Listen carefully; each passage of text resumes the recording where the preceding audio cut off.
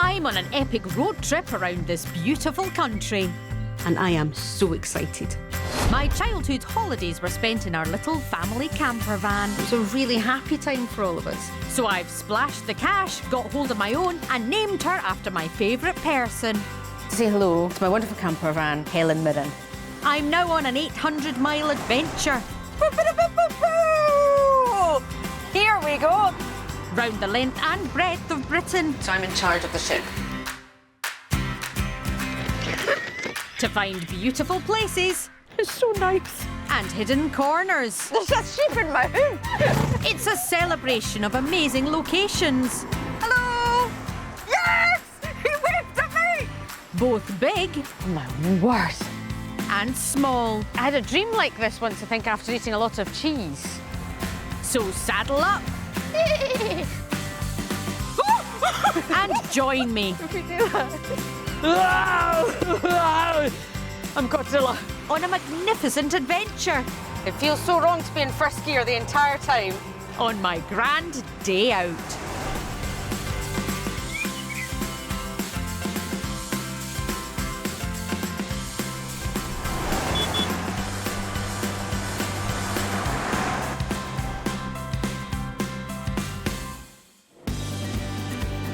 This time I'm in the utterly beautiful Lake District. I mean, it's incredible. I'm going all out. Oh, I don't know if Helen's going to get up there. Now I can see. To discover amazing places It's beautiful. and incredible stories After dark, it does get a little bit creepy. on the most surprising Could you call this one Susan?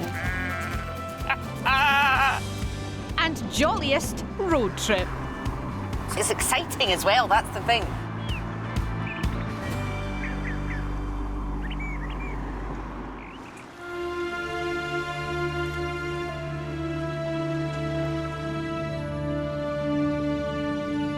There are 16 lakes in the Lake District, and I'm heading to the second largest, Ullswater, to begin my adventure.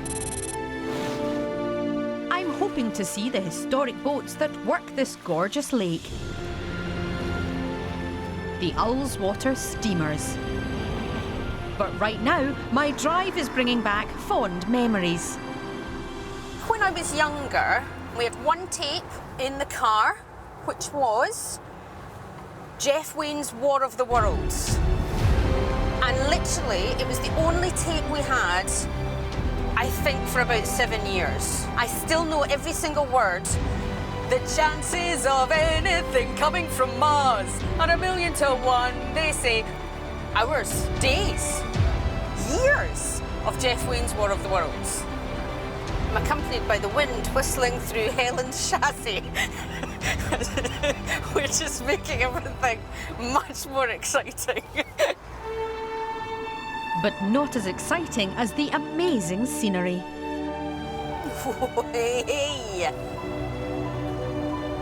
That's beautiful. That's lovely down there.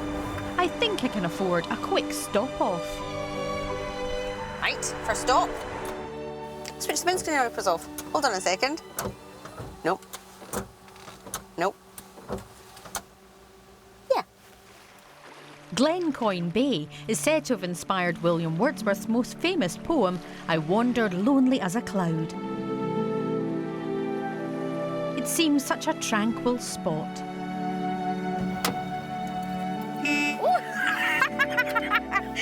You can't take me anywhere.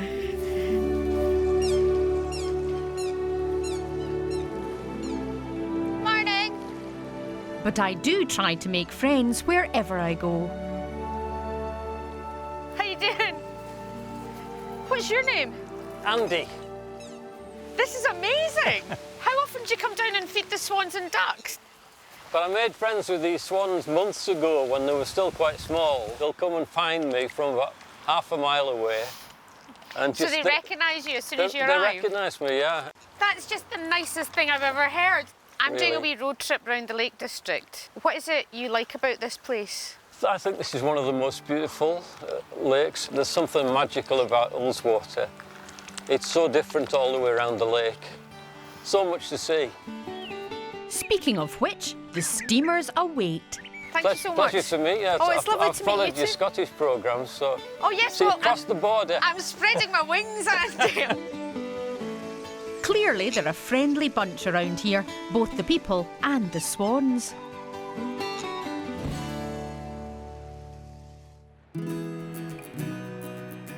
Ullswater Steamers run a fleet of 5 heritage craft, and I'm hopping on board what is said to be the oldest working passenger vessel in the world, Lady of the Lake. Here we go. Hello. Hi there. Good morning. How are you? Morning. I'm good, thanks. Are you the skipper? I am indeed today. Oh, lovely. Do you mind if I pop on Not board? at all. For today only, skipper Graham Conacher has enlisted me as first mate.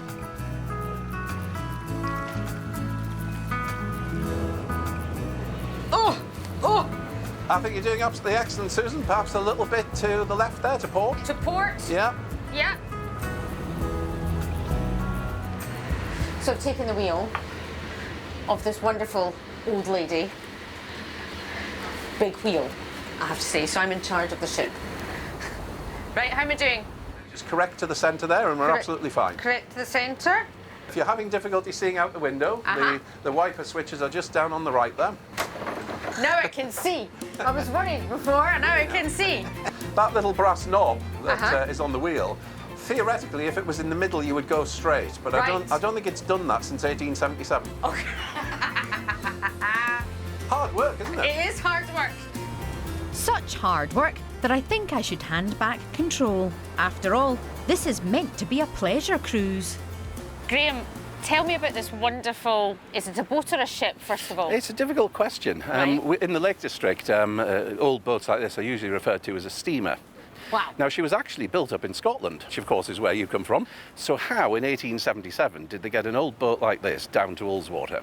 And the answer is, of course, she's riveted. So in effect, she was a kit boat. You could put it together on the slipway in Scotland, and she was then shipped by rail to Penrith, horse and cart to the edge of the lake, and then all they had to do was employ a team of riveters to stick it together on the lakeshore. We're going at a very stately pace, but this lake is also famous for a speed record, isn't it? It is, yes. Donald Campbell. He achieved 202 miles an hour on this lake in his boat Bluebird, and that was a water speed record at the time. He then eventually moved to Coniston, which was actually a little short for the speed records. He had to fit a speed brake, but the weather was consistently more flat calm, although the lake was too short to stop. Donald Campbell first broke the world water speed record in 1955. By the mid-60s, he'd raised it to more than 275 miles per hour in his jet-powered boat, Bluebird. Sadly, in 1967, whilst attempting to go even faster, he lost control and perished. And I was very fortunate about 20 years ago to be on Bill Smith's Bluebird team. And we actually found and raised Donald Campbell's boat from Coniston. Wow. For some, the lakes are a place of adventure and challenge. But of course, it's their beauty that's the main attraction, regardless of the weather. Do say to folk, you know, no rain, no rainbows. And if it didn't rain, there wouldn't be a lake and I'd be out of a job. I'm going to publish a book of your sayings, Graham. Okay. Because, essentially, this is the most wonderful thing. No rain, no rainbows. Put that on your fridge, courtesy of Graham.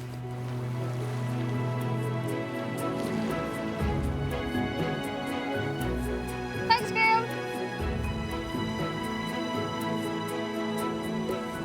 What a lovely way to break up the drive.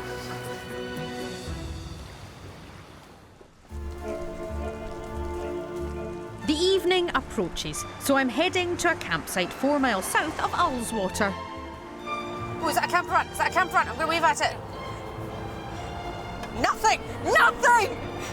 Nothing! What is wrong with you people? It was a big campervan, though. It probably thinks it's better than me. I'm going to keep doing it until someone waves back. Helen may not have the space of a modern campervan, but I have a cunning plan.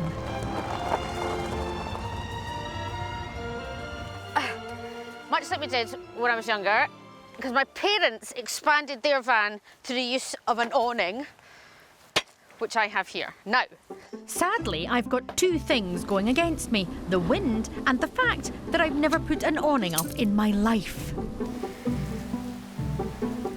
There's literally no instructions, I don't know what to do. With the weather getting worse, I think I'd better find some help. Look at their caravan. It's got lights. It looks really cosy. That's the dream for me and Helen, and I won't let her down. I'm aware of my limitations. And apparently it's camping. Hopefully Lucy, the campsite manager, knows a bit more. Having a problem with my awning. Is that something you could maybe help me with? I can indeed. Yes. Let me get my mallet and my pegs. Okay. Clearly, I've come to the right woman. So you've not put up an awning before? Never. Never. So you've got poles and we've got canvas, but no instructions at all. There's no instructions. Brilliant.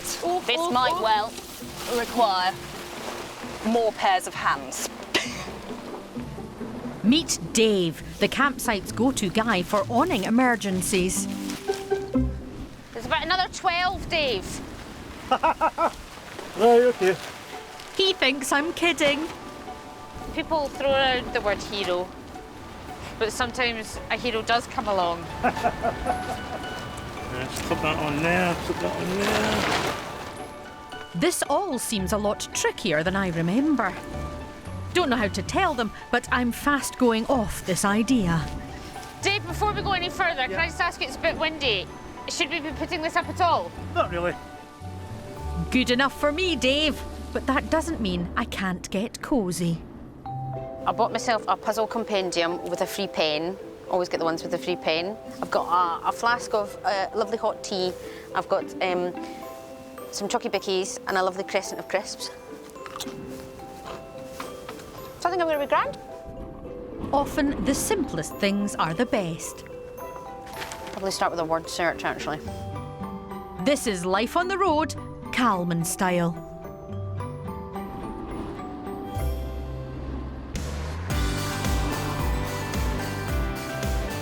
I'm on an action-packed road trip in the gorgeous Lake District.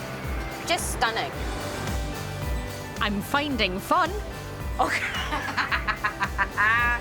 And adventure around every corner.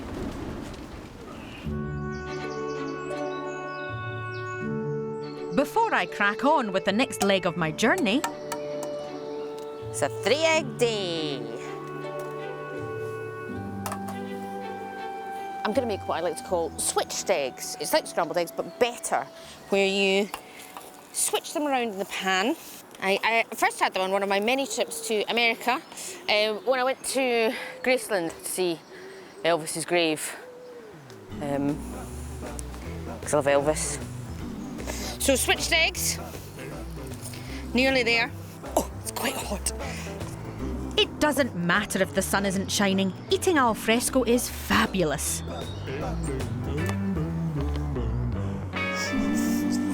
It's a tiny fork. That's delicious. But it's not the best thing about being outdoors. It's a wonderful place for people watching. You've got an excuse to be sitting outside your house, haven't you? Normally, when I look into my neighbours' houses, they see me and think, why is she doing that? But here, I'm allowed to just sit and look in people's houses. For a nosy Parker, it is truly the best holiday I've ever been on.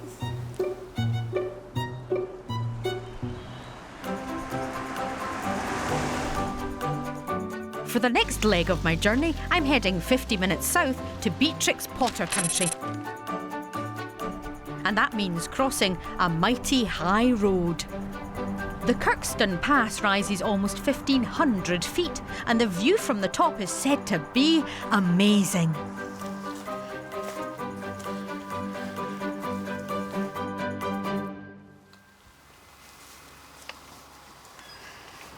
I mean, I'm sure it's lovely. On we go. It seems I'm not the only one who's visiting this misty wonderland. Hiya! I was just curious as to why you're standing out in the rain. The last time we came here was in the 80s, and we took the most lovely pictures of each other in the view, and we've come to recreate them today.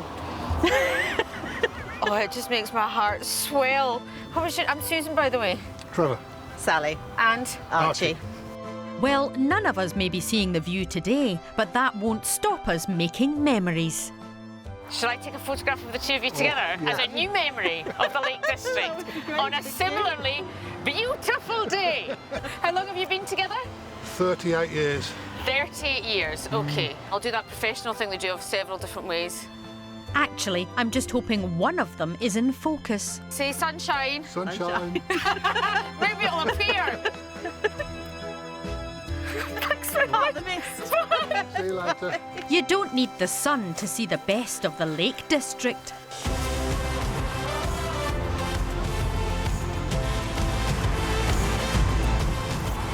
So this road is called the Struggle, and it is a little bit of a struggle. But it's exciting as well, that's the thing, because it's like a proper windy Lake District road where you're bouncing all over the place. It's quite a steep hill going down.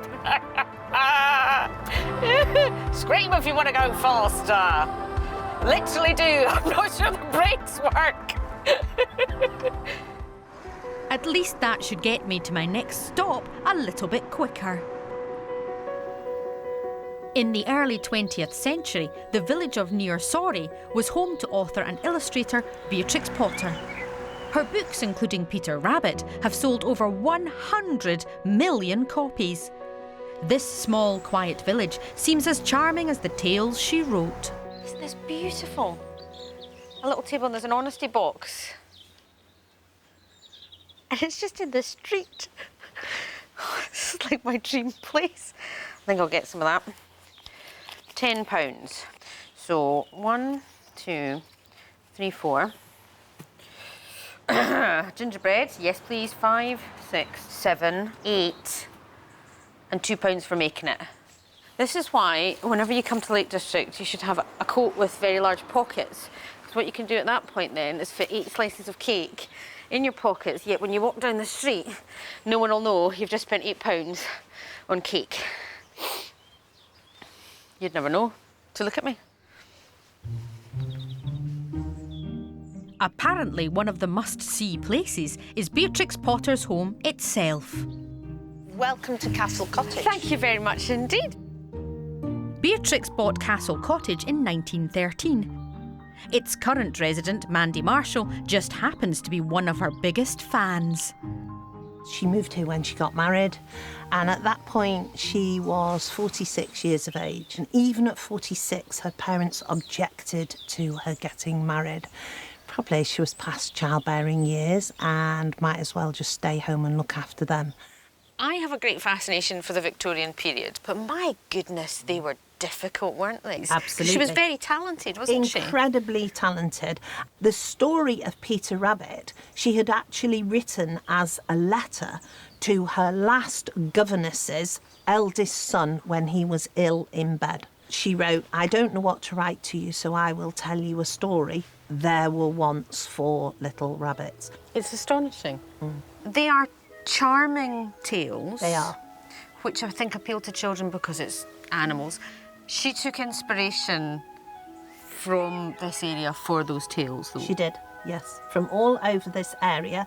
And basically, she knew the commercial value of the books, the characters. She made the first Peter Rabbit toy. She designed the first board game. She vetted everything.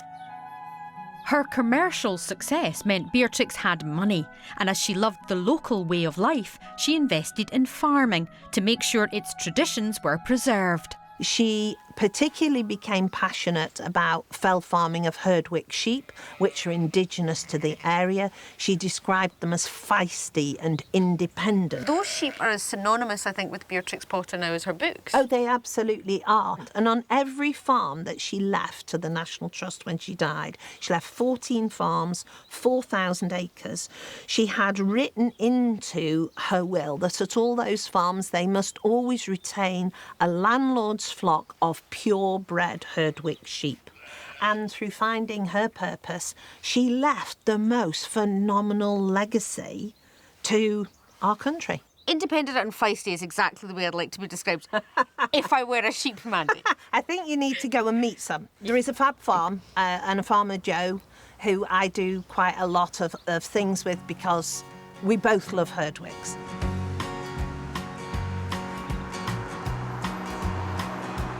Yew Tree Farm in nearby Coniston is a hotspot for Herdwicks. Hello? Joe? Hello? Hi. Oh, hi, Joe. Hi. Hiya. I'm Hi. Susan. Mandy told me you were the woman to talk to about these famous Herdwick sheep, and maybe I could even see some. Would that be right? Yeah, actually, I'm just on my way up now. Do you want to come with me? Yeah, let's go and see some sheep. Beatrix Potter bought this hill farm in 1930, and parts of it have barely changed in 90 years. It's beautiful, Joe. It is. It's stunning, isn't it? Isn't it? Guys, come on! Jo has a special bond with the Herdwicks, and they flock to her like, well, sheep. This is the nursery field, so it's mums and babies in here. Hello, sweetie. Oh, guys! So if you go down to their level, guys, come on. These Herdwicks have really short ears, which helps with heat retention when they're up on the mountains. They are unique in that they are covered in wool and wool on their heads and legs instead of hair. I was told by Mandy that Beatrix Potter particularly loved these sheep for a number of reasons, but one of them was the character of the sheep. It seemed to fit her, a bit feisty. She just thought that women should just shut up and get on with it. But on the other hand, all the men that worked for her and her tenancies, she didn't pay them directly, she paid the wives because they were running a household, so they should get the money. Like Beatrix, the Herdwick sheep may be feisty when they have to be, but today they seem rather affectionate. Hi, baby. How you doing? You should tickle her under her chest, she likes that. Tickle on her chest? Yeah, like a really good digger, because they can't get under there. Oh, so I got you. I see. I mean, this is just a grand day out, isn't it? Tickling a sheep's chest. So this is Emma and Penny. This is Maeve. But I'm afraid by the time it's got to this generation, Has this one not got a name? they haven't got names, no. They won't, they will have names, because these would all be going to pet homes eventually. Could you call this one Susan? Yeah, we can have one. I'll just check that's a boy. No. I don't mind. A Boy Called Sue. It's a very, very famous song. Yeah, you could be There we go. It's A Boy Called Sue. You could be Susan. Okay. Yes. There we are. Hello, darling. Oh, what's my hood? I don't think I've ever had to say that before. There's a sheep in my hood. It's not an everyday phrase, It's is not it? an everyday phrase. No, it's not. It's great to see another legacy of Beatrix Potter alive and well at Yew Tree Farm. I just hope they don't find all that cake in my pockets.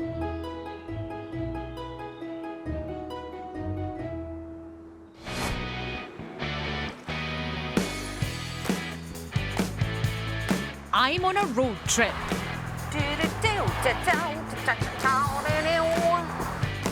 In the stunning Lake District.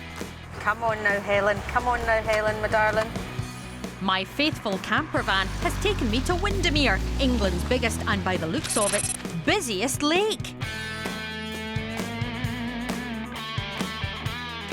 But it's a much smaller body of water that's caught my eye. There's something over there. You may not know this about me, but I subscribe every month to a model magazine, model villages, model boats, model trains, and that looks amazing. Hiya. Hello. You don't mind me coming for a wee look, do you? No, that's fine. Lovely. I'm Susan. And I'm John.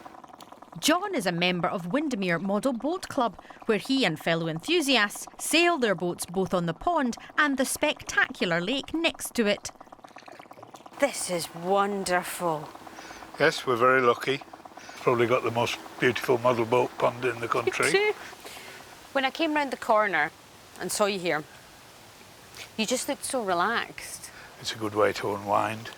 Not that many of us have got things to wind us up these days. Do you build your boats? Well, the whale catcher, and I built that 50 years ago. I went away to sea when I was 16, and when I came home on leave, all my friends were still at school, so I needed to find something to do. So I built my first model then. One thing I've never done, John, is actually sail a boat. Ah, well. I'm in the right place. Would you mind if I had a go? No, we can certainly sort that out for you. As long as you know you're left from right or port from starboard. Port is left. Left and starboard is right. Yeah. Port out, starboard home. Posh. Yeah. Definition of. Yes. Right, let's do it.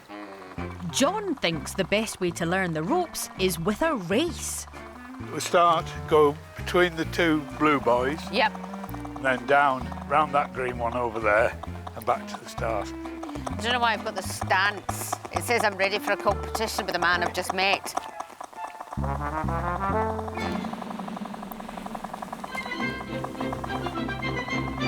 The decades of playing video games have not gone amiss. And he's catching up, he's catching up. Oh, no, no, no, no, no, no. It seems model boat racing is less about the pace and more about grace. That way, no, wrong way, wrong way, wrong way. And it looks like I have neither. I've gone rogue, John. I'll be honest, you've got loads of time to catch up. But I think John's going easy on me. You're doing quite well for a novice. That way, that way, that way, that way, that way, that way, that way, that way, that way, that way, that way, that way, that way, that way, that way.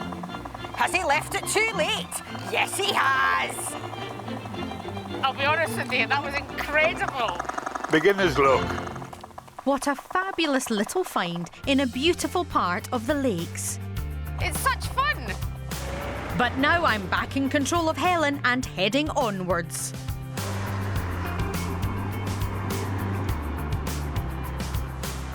This is sort of fulfilling one of my dreams, you know. When I was younger, I wanted to be either a hitman or a long-distance lorry driver because of the Yorkie adverts, because it looked amazing, because you got to sleep in the van, and you got to eat Yorkies. And this is essentially it. Well, a cute little camper van and a pocket full of cake is close enough. I'm driving west towards the coast to explore the quieter side of England's largest national park. The Lake District is over 900 square miles, so it'd be easy to get lost. But just as we did on family drives, I have maps. In the campervan on holiday, there was a lot of this, I seem to recall. You stopped and you had to stay quite quiet in the back while a discussion happened between my parents. Kenneth, you're in the wrong place. Shut up, Anne. Ah, such happy memories. It seems like a good time to check in. Hi, Mum. How are you? Oh, we're fine, thank you very much. I've been in the campervan for a bit. All right, and how is it? I've struggled to fit everything in the van. How did you fit 3 children and 2 people and all the stuff in the van? I think your father was a master packer. We were literally prepared for anything. Your father, at that time as a surgeon, had a kit so that he could have stitched up guys. I really honestly think he could probably have taken an appendix out. We're very safe. Thanks, Mum. I think I've got a first aid kit. That's great. Okay then. Bye, Right. Mum. Bye. Bye. Bye. Yes, we travelling Calmans need to be prepared. And that's true of my next destination, Monaster Castle, which I've heard has a spooky reputation.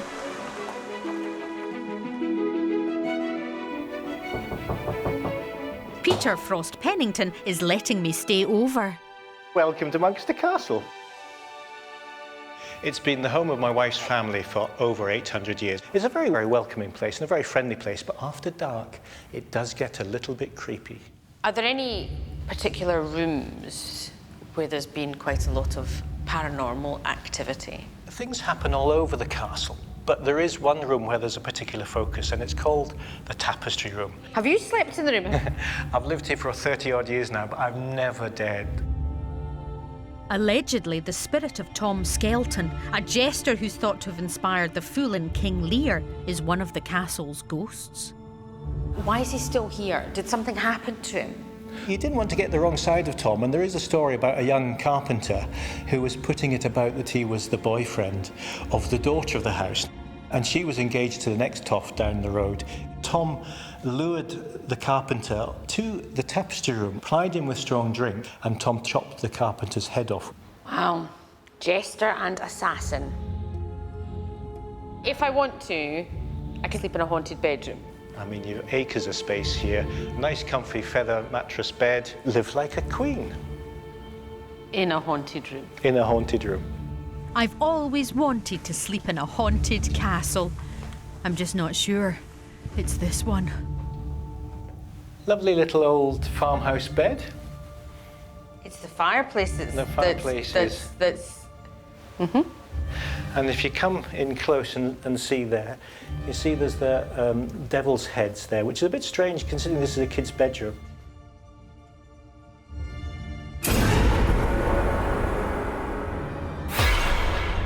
Thank you very much, Peter. I think we just found the carpenter's head. Just what I needed before bedtime. Sometimes people think that ghosts, you're cold, but they can also affect you the other way. I literally, I'm hot. Like, I've got hot ears. Like, my ears are really warm, which now I'm thinking, after just saying, wee dry mouth as well. I think that's the fear. After saying I was feeling nothing, I'm actually feeling quite a lot. So I'm leaving the window open because that radiator's not even on, that radiator's not on, and I'm absolutely sweating. So, oh, good, that's a good thick blackout curtain. Right, let me get this. Okay.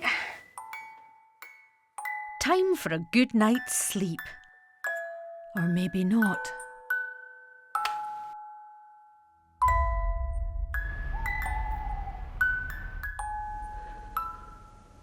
It's very, very dark.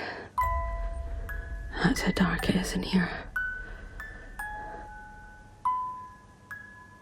This is horrible. No. No. Do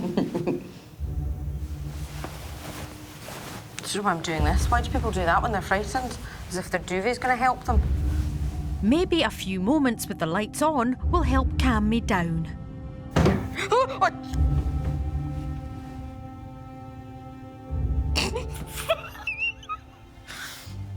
Right, I didn't even move and the bed made a noise.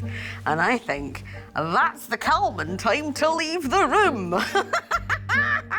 Yeah, okay. So, yeah, all right then. Okay, gosh. I slept so well. What time is it? Oh, it's time to get up and go for breakfast. Okay then, cheerio. Goodbye, everybody. You know what? I was missing Helen anyway.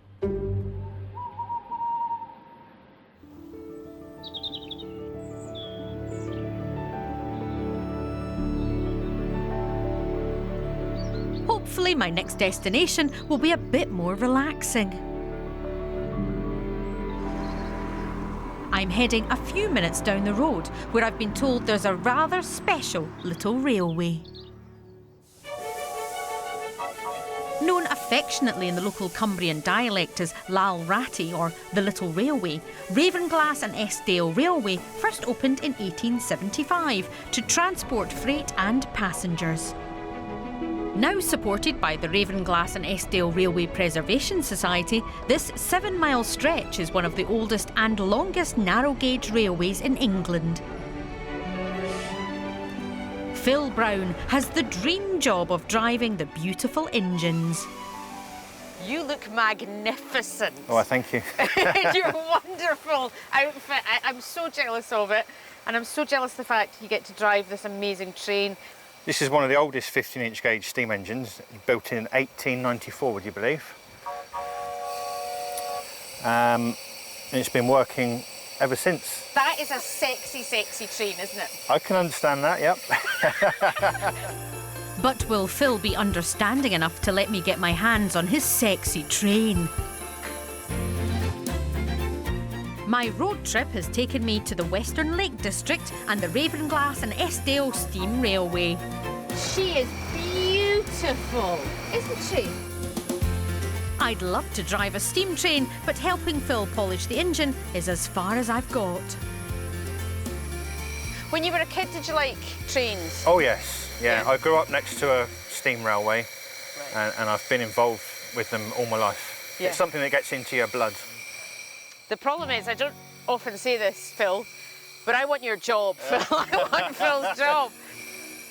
I'm not sure Phil would consider trading his engine for Helen, so today I'll make do as a passenger. We've got the perfect seat for you down in our observation car, Joan. Joan? Yeah. My camper van's called Helen, now I'm riding in Joan. This is the best trip of my life. I'm sure Helen will understand.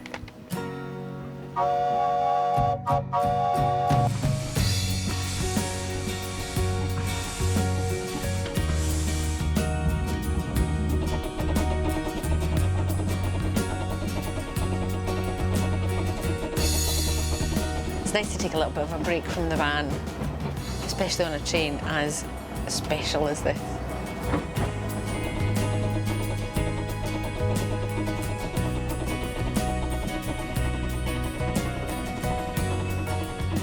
Hi! Herdwick sheep.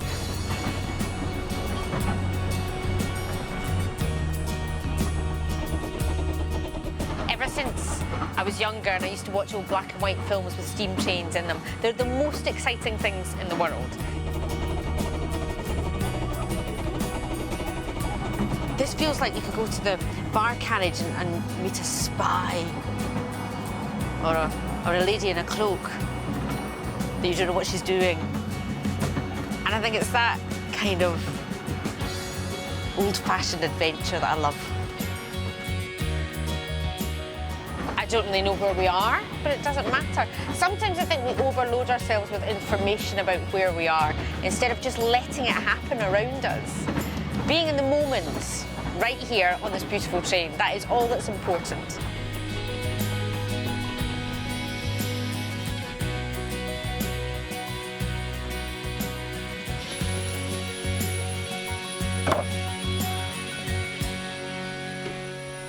That was absolutely lovely.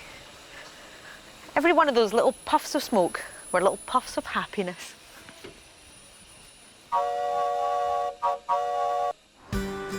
I'm now making my way northeast to what I've heard is a great place to end my journey, the beautiful Derwentwater. Hello! Yay! Yes! He waved at me! He waved at me! I mean, he looked frightened, but he waved at me. He went... There we go. Now I am happy.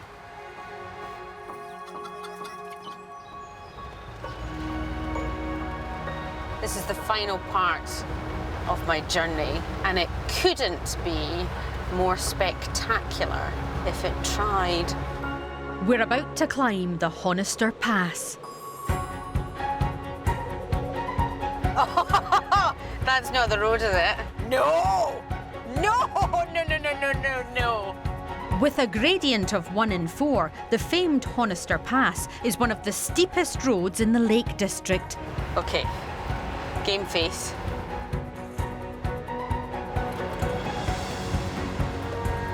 Oh, I don't know if Helen's going to get up there.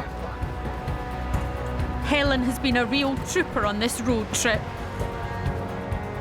It's like a lawnmower. I'm driving a lawnmower up a road in the Lake District.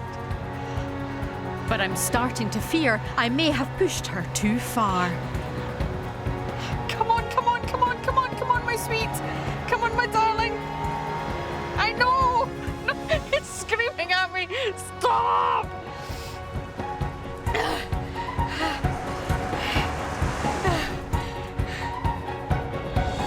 Well done, Helen.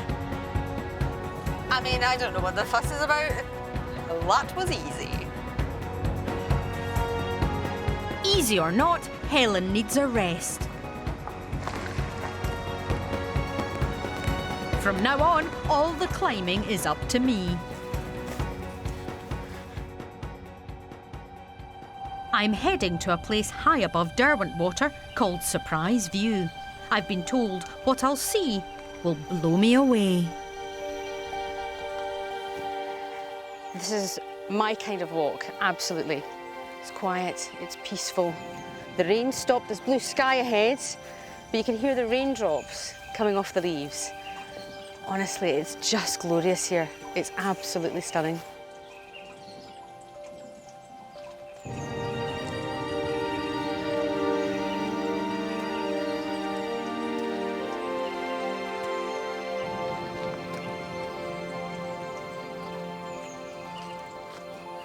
I mean, it's incredible.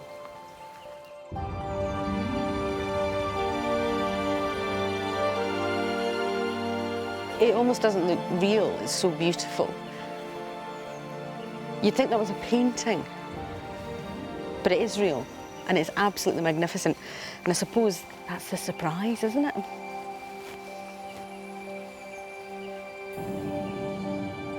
You know what? I wish Helen could have made it up here, because it's totally out of this world.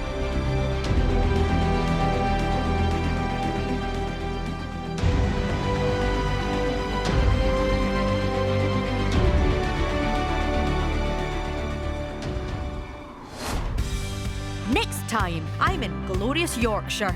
That is beautiful. Where I'm meeting talented people. Paul's a poet. Feel the sea breeze in my hair. As I walk in the footsteps. Why does everyone keep saying nearly there? Of some of my all-time heroes. I have quite a complicated relationship with the Bronte sisters. And explore a place that's truly spectacular. It's real and it's right there.